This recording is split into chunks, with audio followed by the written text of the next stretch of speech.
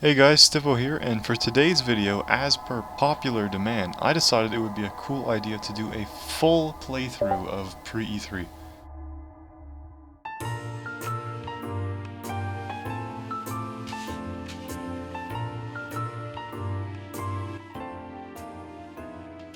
Now I've done a stream of this in the past, however, we never actually beat it, and the reason for that is you're going to see in this video, it crashes a lot.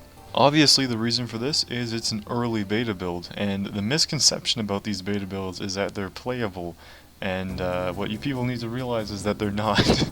Although it's not really playable, it's still amazing, so that's why we're doing a playthrough. Now when you start this build, it does the Connie and Dakota intro cutscene, which is pretty neat, and pretty much all the early beta builds at this point did this. It was just kind of like a way to demo it.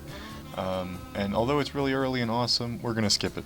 Now from here on out, a lot of the stuff you're going to be seeing can be seen in that first pre-3 video, so I'm going to skip through quite a lot of things in this build because really the only important parts are what I haven't done a full playthrough of. So a lot of things are going to be cut out. Most cutscenes are going to be cut out, and all the loading screens are going to be, totally removed.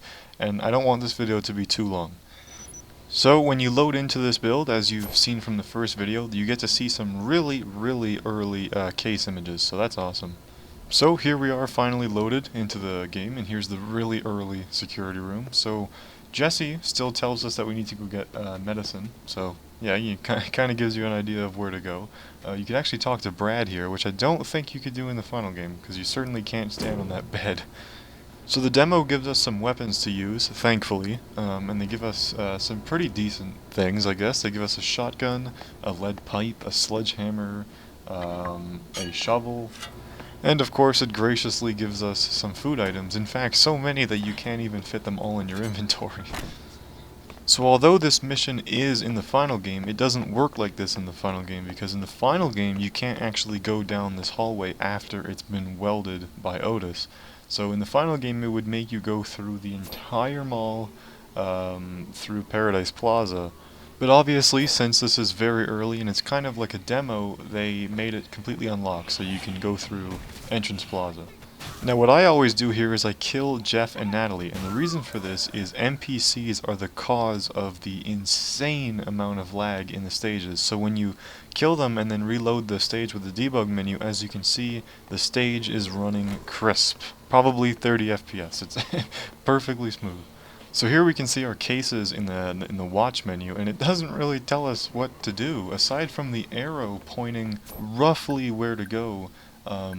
And the loading screen's basically telling you some information. You're kind of left in the dark with this build, so I'd imagine the reviewers that got to play this probably asked a lot of questions about what the hell they were doing. Some of the stores in this stage are totally, unusable. Going in here is completely pointless. So here, as you can see, when Otis calls you, you don't actually have to hold your transceiver. You could literally just do whatever the hell you were doing, and you don't have to, have Otis call you back every time a zombie grabs you or something. I don't know why the hell they cut this. I don't know why they made you have to hold the damn transceiver. It makes sense, but it's a really, pain in the ass mechanic. So here we are in Alfresco Plaza, which surprisingly, for some reason, does not look any different texture-wise from the final game. I compared all the textures to the final game's textures of this stage, and I was completely blown away when I saw that all the textures are pretty much the same. So I guess they were pretty sure about this stage. I don't know why every other stage has so many texture changes, but this stage, they didn't really change much. There's literally like 2 texture changes or something. It's weird. So if you totally destroy this barricade, which takes forever because you have to pick up each item, you can't just kind of like run through it. But once you get through, here we can see Aaron and Bert, and I decided to just clear a couple zombies here so they don't bother us. But it was pretty pointless because if you know in the final game, Bert is not very happy with you, and I don't even think I've ever bothered to save this guy in the final game, but I'll tell you this, in this build, I don't even think you could save him. He is relentless. He does not stop hitting you. Maybe if you go talk to Aaron, he stops. I don't know, and I don't care. I just wanted to drop this guy, so I pulled out my shotgun, and I ended him real quick. Now, I also told Aaron to go fuck himself because I hate NPCs in this game, man, I'm telling you.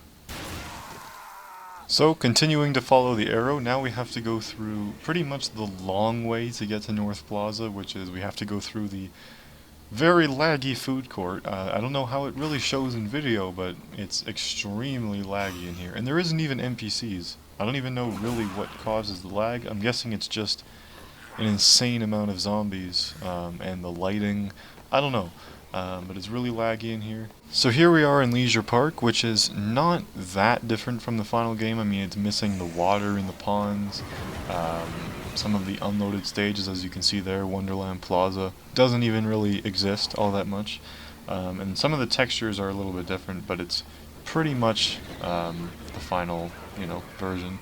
But one thing you can notice is that there are two convict jeeps running around. I don't know why, but in the final game there's one, in the beta there's two.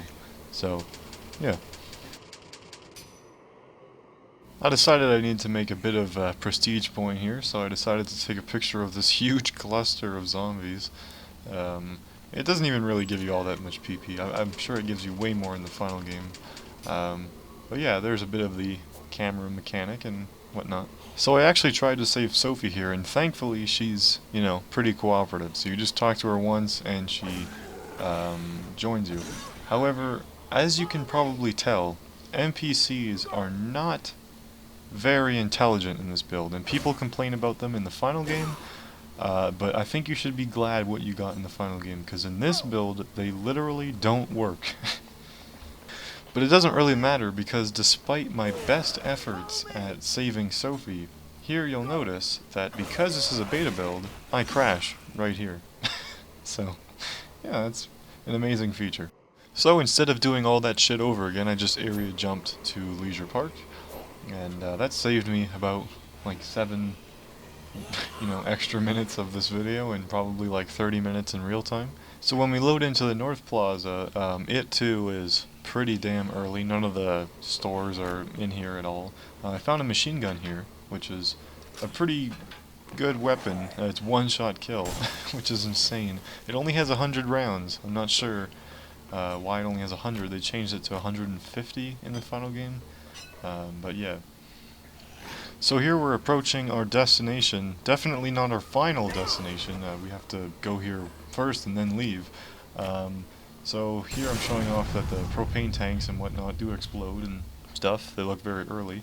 So I load into Sean's food and stuff, which is what I'm supposed to do. And it was all fine and dandy, and I've been playing this build for so long with so many crashes that I didn't even put into this video.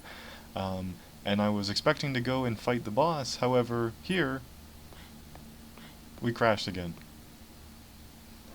So after another area jump with the debug menu, we finally load into this area, and it doesn't crash. And I was surprised. I was expecting it to crash again.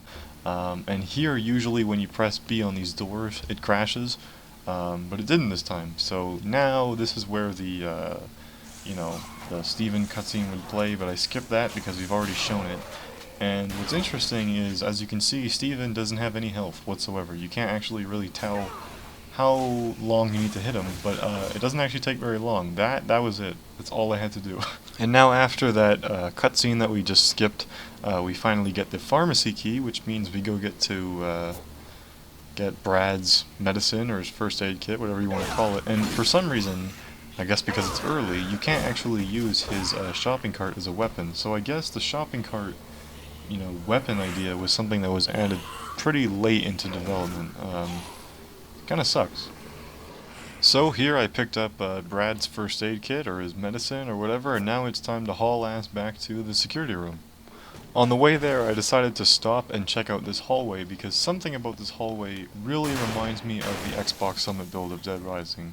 Especially when you do this really early walking animation. Something about this hallway, it just looks a lot like a 2005 build. It's fucking awesome.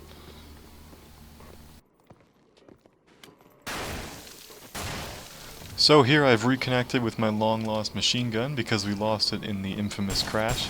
and this is going to help us quite a lot to, you know, clear hordes and whatnot.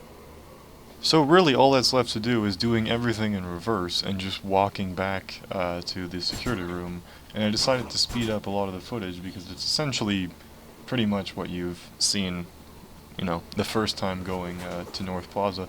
However, here I wanted to show you just how wacky these guys are. If you think they're bad in the final game, look at that. They could flip themselves driving over the pond.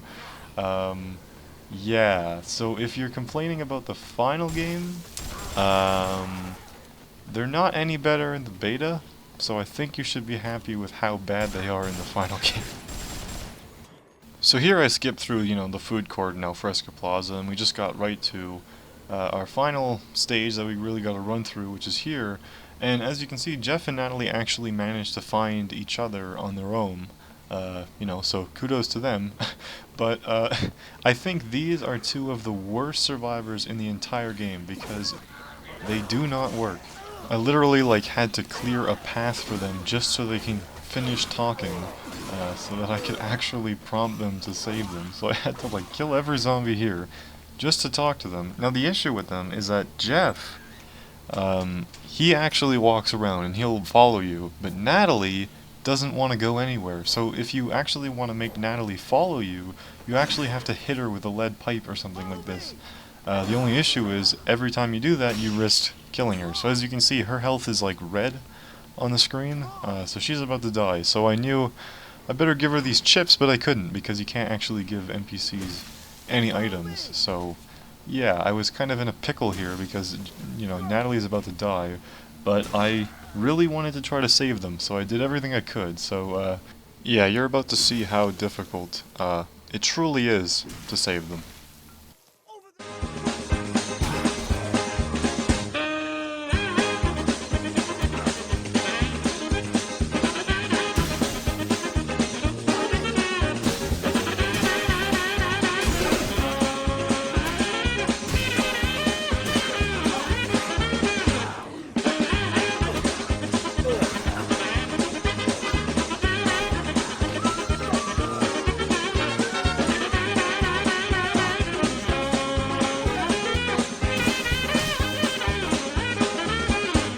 So there you have it. So some people were wondering if you could save survivors, and the answer is yeah, if you have the patience. However, I don't. And as you can see, they don't actually really follow you through this hallway. They do get placed into their holding bays, and I actually leveled up, I think, or whatever. But yeah, so now all that's finally left to do is go trigger the last cutscene. So you gotta go in here, and I'm trying to figure out, you know, level 7. Maybe there's more to the game if I'm leveled up, so I went into the debug menu and gave myself level 50, but it doesn't matter. It doesn't matter if you're level 7, doesn't matter if you're level 700, the game ends right here.